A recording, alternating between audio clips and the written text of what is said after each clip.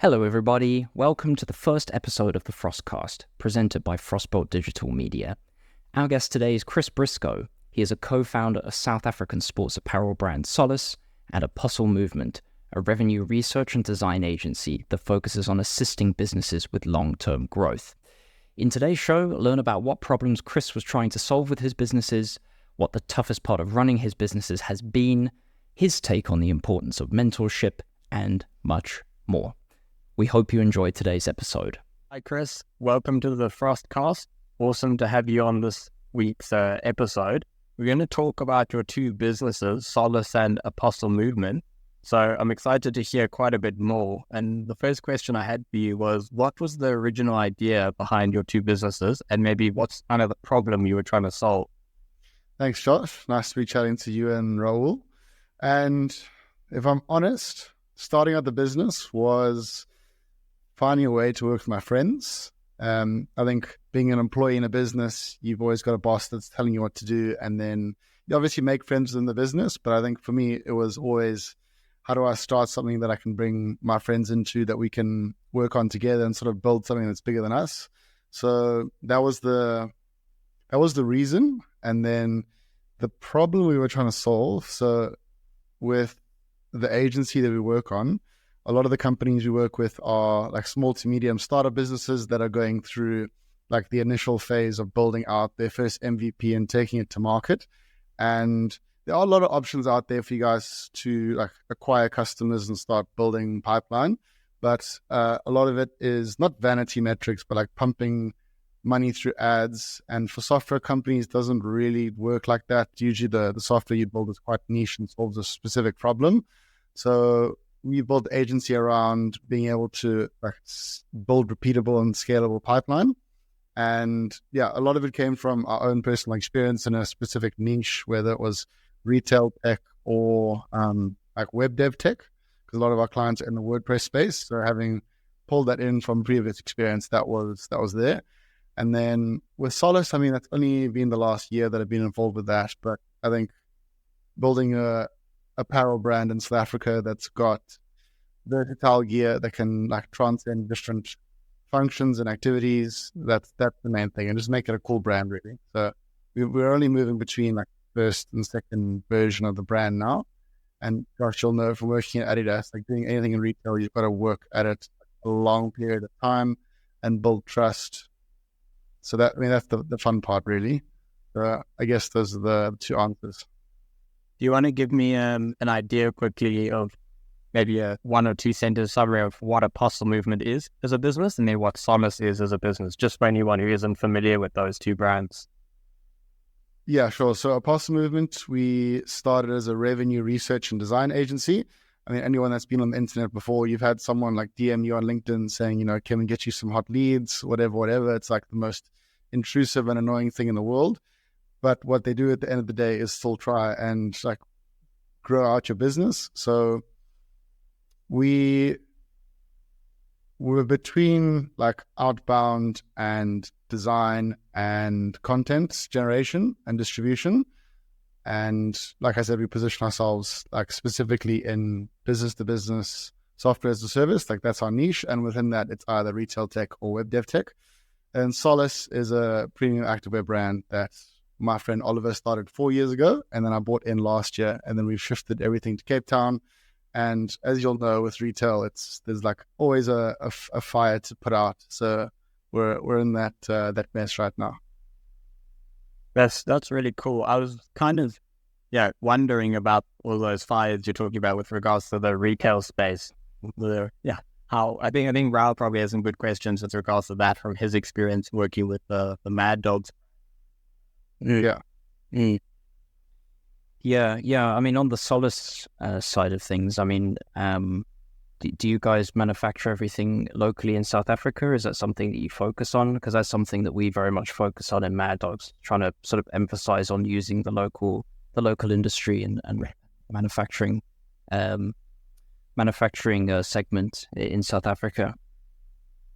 That's a great question. And with all our men's range, we did it in South Africa, because when it comes to women's leggings and bras, the fabrics are a lot more technical, and like the finishes on that, and then getting a screen print on top of that, like the way the fabric behaves for women's activewear, because more stretch composition is different. We did that all in China, and I mean, we'd love to do everything locally, but like I don't want to be that guy that's there's this problem and that problem locally. But when you're doing like activewear, there's just a lot of hurdles. And then when you're starting a brand, for sure, I mean, you'll know with the Mad Dogs, there's like the problem with MOQs. So it's like you've got to order 500 of one style. So then to launch a catalog with 5 products, you've got to have like, what's that, 1,500 units. And it's just like, it's super expensive. Whereas overseas, it's MOQs are lower, quality assurance is usually higher. But at the end of the day, I think we'd still like to have the majority of things manufactured locally. Like, how did you, obviously Mad Dogs is, what would you call it as a brand? It's a lifestyle brand. Yeah, I would say it's an everyday lifestyle brand that fits in with your everyday life. So comfortable t-shirts, jerseys, track pants, all those kind of things that you would wear on a day-to-day basis. So it's obviously playing in a very different space to Solus for sure. But yeah, I mean, we've encountered, I think the biggest thing with South African production is more limitations in terms of like what you have access to as well. Like we've tried to branch out a lot with like material usage to try new things, but it just comes down to what you can get your hands on. And a lot of the time sourcing materials here is extremely expensive just because it all comes from overseas a lot of the time. So we've actually kind of refined our product down to purely just cotton-based products, just to make it much simpler and easier.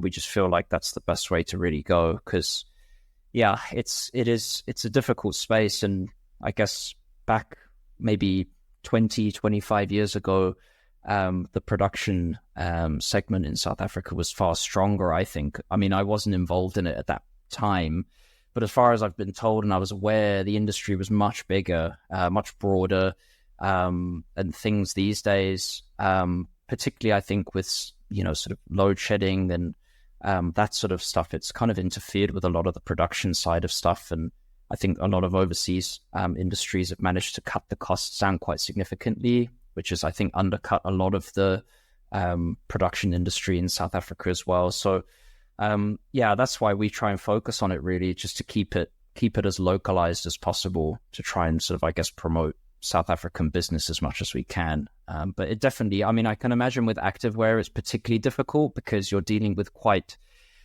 interesting and intricate different material types. I mean, I haven't really played in the sportswear space. Josh will probably know more about that side of things. But I think when it comes to activewear materials, it's far more diverse. There's so much more to consider because you're having to regulate someone's body, temperature and create ventilation and all these things. Whereas with a t-shirt, it's kind of, it's a t-shirt. The only thing you can really change, I guess, is the quality level and the cut and stuff. But activewear, I think, is a lot more intricate and there's a lot more to the product because it has like a genuine function outside of what it looks like. So I can imagine it's been quite difficult trying to keep as much of it here as possible because I do know that there are certain limitations to it for sure. But yeah, I mean, I think then moving on to the next question that we formulated as part of this episode was, in your opinion, outside of funding, because I think that's probably the most obvious thing, what's been the toughest part of running your businesses as a whole across both of them? I mean, I think the biggest problem changes day to day.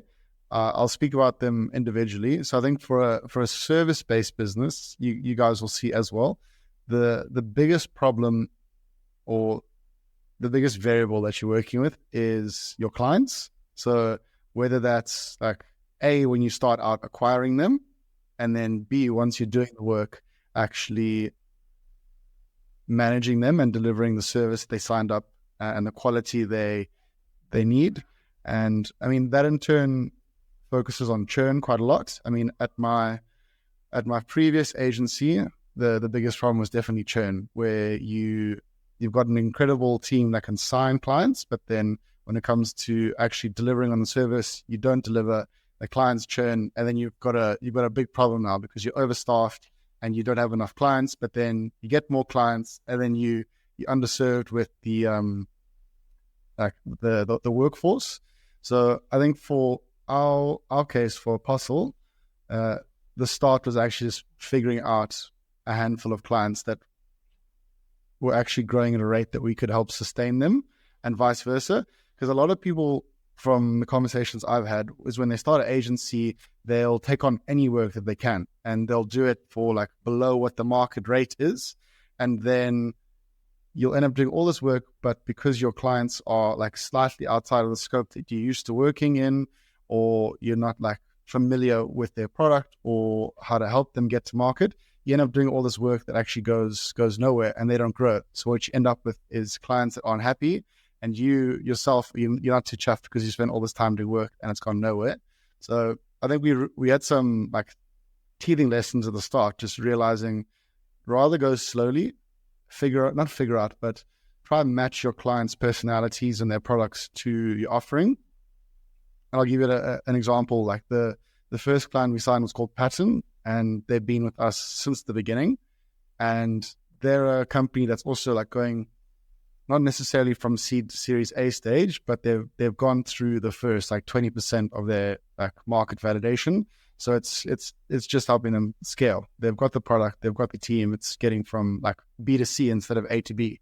So that, I mean, and then they've been amazing. And their CEO has literally been a mentor to us from the beginning as well, helping us change some things.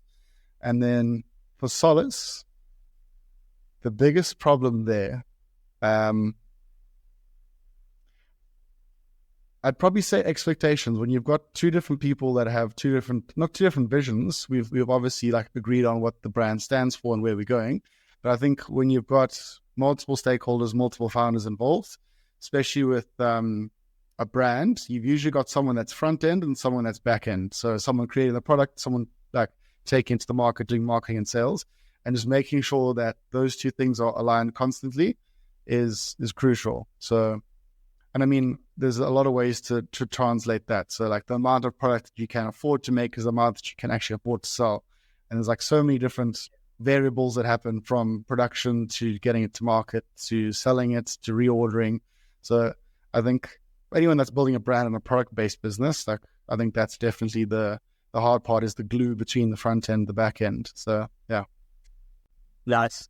You actually mentioned when you were talking about Apostle about having mentors along the way. And I think that's a pretty good segment into my next question, which is just about, I know, Chris, you've been vocal about this on LinkedIn, about mentors and having them as part of your journey. Maybe this is an opportunity when you answer to just give us your LinkedIn and you're interested to give you a follow, because Chris posts quite a lot of interesting business insight, quite a thought leader in the space. So I think anyone who takes this, and I would check out his page, maybe give him a follow, connect. But Chris, you've been quite vocal on LinkedIn about mentors and the impact they have. So I kind of wondered if you could give us insight of why you feel the mentors are so important. Like, what do they add to your business? So I'll also go back to this. If you've got a service-based business, I'd say pick what you think is your dream client and go after them. Because if you sign them as a client, that's amazing. But then you've also got the leader behind that business that then starts paying you for your expertise, but you actually get the expertise for free. And you get to learn all the behind the scenes. And I think the nice thing about being an agency is that you become part of their business. So you understand like how their business runs, everything behind that. But on the mentorship piece, I think it's so important, because like learning from the failures of others is how you save yourself a lot of time and pain. And it's not necessarily that you get to their level. Like there's the metaphor of like someone that's climbed the mountain. It's not necessarily that you get to skip the hard work and get to the top of the mountain. It's more so that person that's traversed the valleys can be like, yeah, okay, ignore that cliff on the side there, rather sidestep that. And yeah, it's not like they're making decisions for you. It's that they're actually, and I've also known from like a mentor's point of view, it's actually a lot of fun for them as the teacher. Like they've gone through it, and I think it's a privilege from the mentor's point of view as well, just to be able to help other people that are not so far along in their journey. And yeah, from a mentorship point of view, it also opens up their network. So anyone that's in a service-based business will know that the best clients come from referrals, because it's from your existing customers network. So there's there's so many pieces to like a mentorship besides just spending time with someone that's a little bit further along the journey than you. That's super, super helpful. As much as you feel like having a mentor is important to maybe the success or, the journey of a business, is being a mentor to other people just as important? Do you want to be a mentor yourself? Is that kind of like your vision as part of what you do, is to spread a positive message and help people along their journey as well through your own experiences? Yeah, definitely. So like my definition of a mentor is just someone that you trust and you can ask questions to, and that the advice and the experience that they can give is valuable, basically. So yeah, I'm like a very big advocate for asking as many questions as possible, and like not the point of being annoying. Like, don't just inbox everyone on LinkedIn being like, how much money are you making? Like, where are your clients? Like, just take the time, and if you're having a problem, think about why you have a problem, ask them the question. And yeah, definitely vice versa. I mean, like, to be transparent, I'm only like 3 years into my career, so I'm definitely not anywhere along the journey besides having started. But yeah, I think everyone knows the more you experience, the more you can teach and talk about it, the more solid your experiences are, and then you also learn from your mistakes there. So for sure. I think it's quite a fulfilling thing for me personally. I like to help people as much as I can. So being a mentor, I find, is a really fulfilling thing. Even if it's, because I think people do like, obviously they have a business where they're a mentor and people pay them to be the mentor. But I think actually giving advice to people just out of not the goodness of your heart necessarily, but just out of spreading your own experiences and helping other people is really valuable, I think, for sure. It's something that I really think it's a great part of what makes someone a success, is not only just keeping everything to themselves, but also trying to help other people by spreading knowledge about what they know and the things that they've gone through. And even though you're only 3 years into your journey, I mean, that's still 3 years ahead of anyone that hasn't even started yet, which is huge. Because if anything, in my own experience of doing things, your first sort of, I guess, 0 to 5 years is where you kind of learn the most sometimes, because you're kind of going through the motions of a lot of things. So yeah, it's definitely something I think is really impactful, and I do agree. I think it's really good to be inquisitive and understand as much as you can about what you want to do and where you want to go. And I guess kind of then moving on to sort of success as a topic, I wanted to know, what does success look like to each of your companies? Because obviously success is something that's a very broad term that can be used in lots of contexts, but I think every person and every company has their own sort of definition of it because they're trying to achieve something different. So what is success like to Solus? Can't remember the name of the other company, Apostle. That was right, Apostle. What does success look like for each of those companies? Just before going on to success, I think the piece on mentorship and like access to information, I was speaking to my mate Seb earlier today, and I think we're like so grateful and privileged to be in a space and time where you can log on to Stephen Bartlett's podcast and hear him talk with, I don't know, Chris Williamson or an organizational psychologist, or any of these people that actually have like decades of experience, and they're like very happy to share it on the whim. Like that would have never been available to the public 5 years, 10 years ago. So I think if anyone's wanting a mentor, like, you don't have to have a CEO of like a very successful company. You've got a lot of resources at your fingertips. It's just actually sitting down, listening to the podcast, making notes, and then putting that into what you're doing on a day-to-day. And last topic, you guys know a platform called School, SKOOL. Yeah, Alexi Wiley. Yeah, Homozy and Sam Owen. So that's like a whole platform now that started not necessarily around mentorship, but it's like education, sharing that with communities, the collaboration part of it. So I think that can be free or that can be paid as well. So if you reckon you're a great mentor, you can monetize that online. Mm. So yeah, I think there's just a lot of ways Doesn't matter if you're introverted, extroverted. It's like big presence online, not you're a designer, you're a big editor, whatever it is. Like there's a lot of ways that you can get information that's free. Definitely. For sure. And then yeah. Are you guys on school yet? Yeah. No. We've had a look, but we're not on it yet. Initial thoughts on? Well, we haven't signed up for it. I wasn't sure because it's actually kind of funny. My Raul's very privy to this. My journey with Anaconda, I'll call it like that. To like watch all of his stuff, read all of his book, all of that kind of stuff. But Raul was hearing about it every day for months on end, literally. And then like I actually saw something it was a Reddit post, and it really reformatted my perspective on not just him, but a few of these top influencers in the space. And it doesn't make them bad. The information's great. But at the end of the day, these guys like Adam Solomon and stuff, they're salesmen. That's their job, is to be salesmen more than anything else. And when I got that perspective, it reformatted the information in my head. Still fantastic information, but just be aware of where the information is coming from. As you said, these people are giving out information, but what's the benefit to them? They need more viewers, they need more people consuming their content. And that did change my perspective a bit, which kind of put some hesitancy, I think, on our side with regards to the sports program, because we've been working on a lot of other things as well. We started Frostbolt in December last year. So in the early stages of a business, you're obviously building out so many templates and things like that you really build for the future. So I think that it's just been a time commitment at the moment, Rob, and that's been our reason. What's been your experience with schools? So, I mean, I haven't started a community just yet. Same as you guys, we're building out like workflows and templates and SOPs that we use internally. So part of me is like, do we really want to put that online free? And if we put it online and it's gated, how many people are actually going to sign up for it after putting all that effort in? So yeah, but with that being said, I was on a sales call. Someone was pitching me like 3 weeks ago. His name's Patrick O'Driscoll. So like very, very, very good on the thought leadership stuff online. And he started a community that's got like 350 members in the last month. Obviously, there's like 4 co-founders working on that project, and there's a lot of like information going in.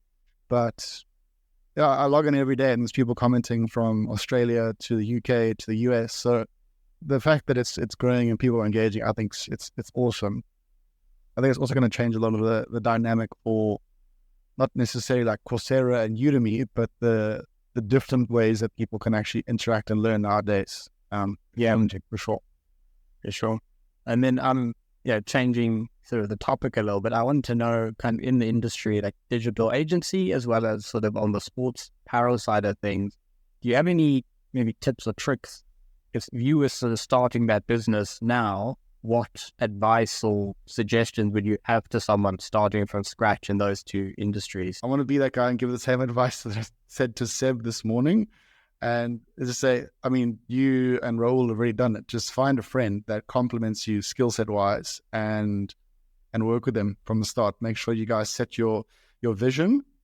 I mean, there's no shortcuts. Like I posted about this the other day. There's no silver bullet for getting your agency to like $10,000 within the first month. There's a lot of people posting about, you can book 20 meetings in 2 weeks and sign people, and then everything's like arbitraged out to the east or whatever it is. But find someone that's willing to put in the same, if not more amount of work as you, and then just keep working at it consistently. I mean, if I'm going to give like our silver bullet, it's probably like using a tool called Apollo for outreach. I think it's $100 a month, and if you use that system properly, you can get like a 15x ROI. It's got a VoIP in it. It's got email outbound. It's got everything there. So that's been our tool that we've been like spending a lot of time on. And then trying to think what else. Yeah, don't make the same mistake twice. That's why building out a workflow. We use Miro just so like you can't cookie cut everything, especially when you're in the start and you're not quite sure how your model is going to work or who your next customer is going to be and what's going to be different. But I think if you try and keep things not as generic, but as simple as possible, I think people try to overcomplicate at the start. What have you guys found to be helpful for filling out? Well, kind of going back to your point of finding the right person to work with, I think business is a lot about trust. I think you have to pick and choose someone that you can work with productively and someone that you can entrust to do the things that they need to do. And I think that keeping things simple, as you say, I think that's the best way forward. I know a lot of businesses that try and introduce a lot of systems, such as, I don't know, I think it's Asana, which is the kind of management tool where everyone can, and it's like people introducing Asana into their business, and it's like, but why? It's like, it's a cool tool, sure, and it can help productivity and management and all that stuff, but why do you need to use it if you don't need it? And if it's not managed properly, it can become actually more of a mess and more complicated than the actual problem is trying to solve in the first place. But I would say we've just kept things simple. Like from my side, we very much segregated what we're good at, and that's what makes us. So anything strategic, I just leave to Josh, because I can give my opinion, but ultimately I don't know as much as strategy, brand strategy, and all those things that he knows about, as much as he doesn't know as much as me about web development and logo design and branding. So we do complement each other quite well, and we've kept our roles within what we do very distinctly different and separate. So there are general topics that we'll discuss together as a business as a whole, but I think when it comes down to our specialties, we very much segregated that, and we try and complement each other's work in the sense of provide productive feedback. So if Josh sees something that I've done and he's like, well, maybe you should try reword this, for example, and it's not something I've thought about, it might trigger my brain to, I guess, then go and have a look at that when it's maybe something that hasn't necessarily come to mind previously. So I think just keeping our roles distinct so we don't trip over each other, keeping things simple, and really just focusing on also just working with people we want to work with at the end of the day. That's what we really analyze when it comes down to customer acquisition. Whether you've got money or not, that's irrelevant. Is your business vision something that we feel like we believe in as almost as much as they do, and feel like we can support that, rather than just saying, okay, cool, well, we'll take $1,000 off you just to do what we need to do and then leave you to it. So I think those few things are stuff that we've kind of focused on. We haven't looked, I don't think, too far into the future as well. We've tried to keep it a quite short distance in terms of where are we going at the moment, rather than like, okay, yeah, in 5 years we'd like to be here, but let's focus on what we're doing right now. Let's really kind of hone in on that for now and focus on the future a little bit further down the line as we kind of get to those, I guess, stages of where we're at. But I'm sure Josh has got some other things as well that he'd like to add. Yeah, just the one that came to mind for me, Chris, you spoke about mentors and the impact they have earlier. There's someone that me and Raul have been working with who has a sort of big agency here in Toronto. And one thing that he said to us that stuck and made a difference to our business was making sure you offer a lot of services, right, as a business, different things and whatever. But he said you need one hook product or one hook service. So in one thing above all the others, and that doesn't mean removing the others. It just means highlighting your strongest USP or your strongest offer for the consumers that you think will bring in the most. And that's really helped us sort of target or bring in very specific customers by having that one unique offer. So I would sort of recommend that to anyone. If you're starting a business and you're still in the ideation phase, or maybe you can't get enough leads, relook at your business and see what is your strongest asset or offer or service, and how can you maximize the lead, generate your sales from that one thing. And don't be afraid to offer something for free at the end of the day. I think particularly that's something that we've experimented with and we've trialed over the last sort of month or so, is actually don't be afraid to give some of your time up front, because it might actually go so much further than you think. It's hard in the beginning because you don't want to just keep doing everything for free. You obviously want to get to a stage where the business is pulling in a lot. But I think when you're maybe attacking a new market or you're targeting a new group, trying to maybe create something that offers free value to someone to get them on board first is quite valuable as well. I think a lot of businesses don't really consider that because they just want to push the product for however much money they want in front of a person. And then if they bite, then they bite. And if they don't, well, then we just keep going and keep trying again. So I think not being afraid to offer something for free up front with the value prospect of like, I think I've seen these things online where it's like someone mining and then they give up when they're at the first layer because they're just like, oh, this is useless. And then they're like literally that far away from striking the gold. It's that sort of situation. Giving yourself a little bit of free time to someone up front can actually then lead them on to maybe be a very, very long-term client. And as you mentioned earlier in the call, referrals are hugely powerful. I mean, it's something that particularly myself in the beginning, before sort of Frostbolt became what it is now, referrals were a huge part of what I was doing. That word of mouth side of things is really, really strong. So if you can build those strong relationships by giving a little bit of free advice or free value up front, it can go like a massively long way, sort of moving into the future for sure. I want to play devil's advocate for the free part. So like I've got two other friends that also own agencies, one in the UK and one in New Zealand, and we meet every month. And every single month, because we're all involved in sales, the thing that we take away is if someone rocks up to your intro meeting, discovery meeting, whatever, potential lead, and then they're not happy with the price, just don't chase them. Just put them, delete the mail, take it out your CRM. Like if people are going to be so like tight-fisted about working with you, they can't afford it, or they're like, I actually don't know if you're going to generate all this value. It's like, just leave them, because even if they do sign and they do get across the line, they're going to be like wanting to squeeze every single little thing out of you, that it's going to end up being a client that if you charge them $2,000, it's going to cost you $10,000 because they're wanting like 5 times your normal input.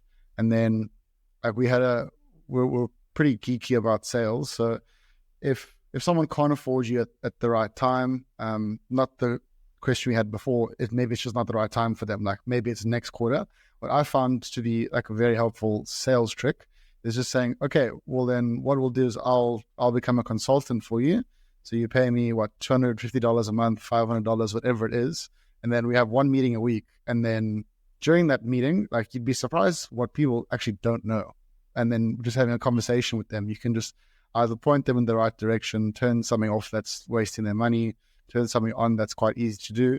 And then after a month, they'll be like, okay, like, you know what you're talking about. Let's start this project now. Because sales cycles in our experience can either be 2 weeks or 2 months or literally 2 years. So, but that's also going to contradict what I was saying about if people don't want to pay you. There's the not right time and there's the don't want to pay you. Like those are two different like personas in my experience.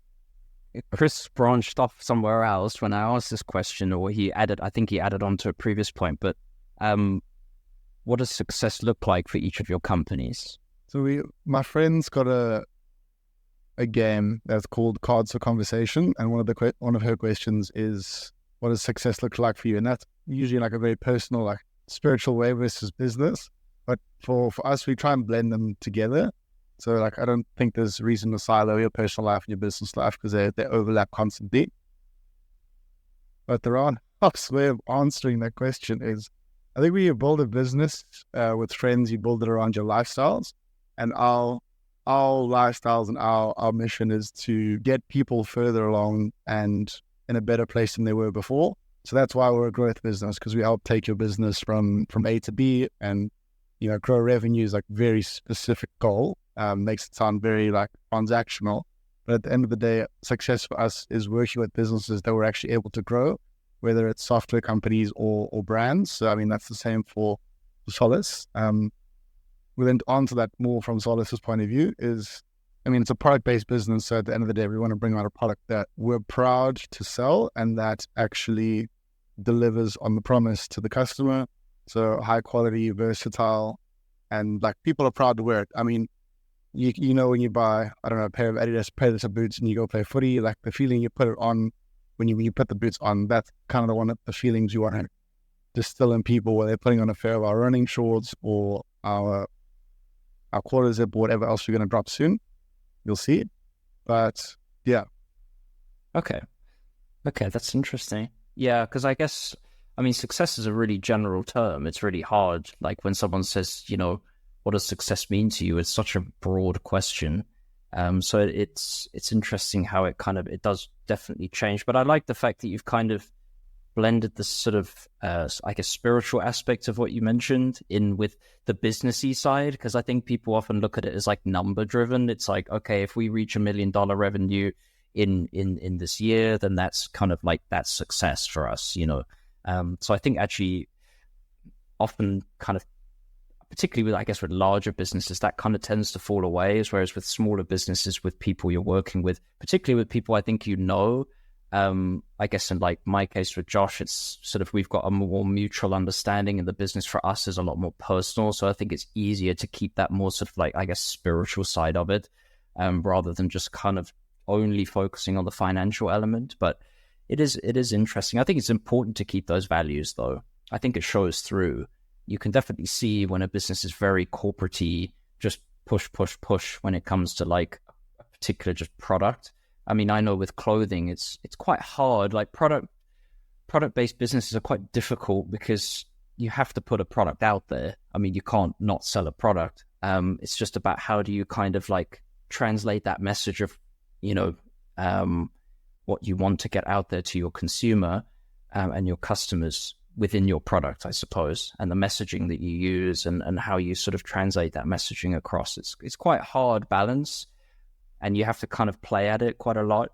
Even with Mad Dogs, I mean, I've had similar things because the brand's been around such a long time. I think trying to maintain that messaging and like really make sure that people understand that it's a very personal brand in the sense of it maintains a long-term heritage and it hasn't just transitioned into this sort of just product only thing. It's got a history and a story and stuff like that. It's hard, but it's doable. But I think it's very, very important for businesses these days, for sure. I just wanted to round out the call by saying thanks, Chris, for all of your time.